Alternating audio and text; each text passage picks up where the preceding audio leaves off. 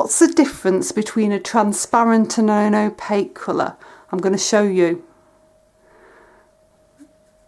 So this is Winsor Red. It is transparent. This is Cadmium Red.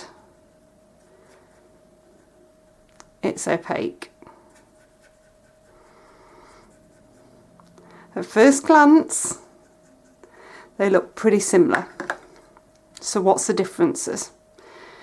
The differences come when you come to mix colours with them. So this is Cobalt Blue into the Winsor Red. This is Cobalt Blue into the Cadmium Red.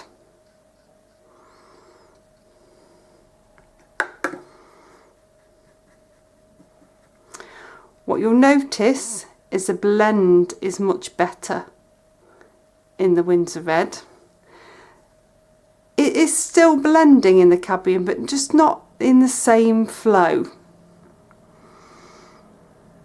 If I take, this is Raw Sienna.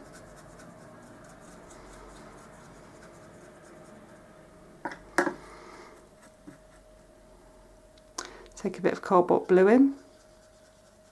So they're both transparent, working together. This is Yellow Ochre.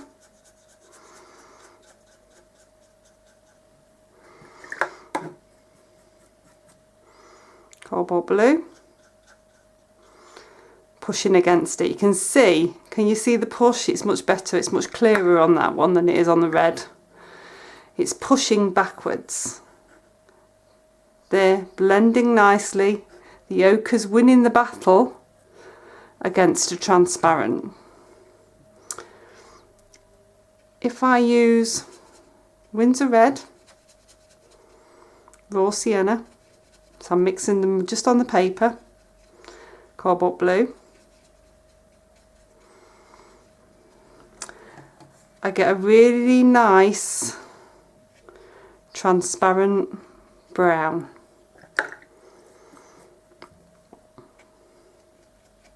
It's got a glow about it.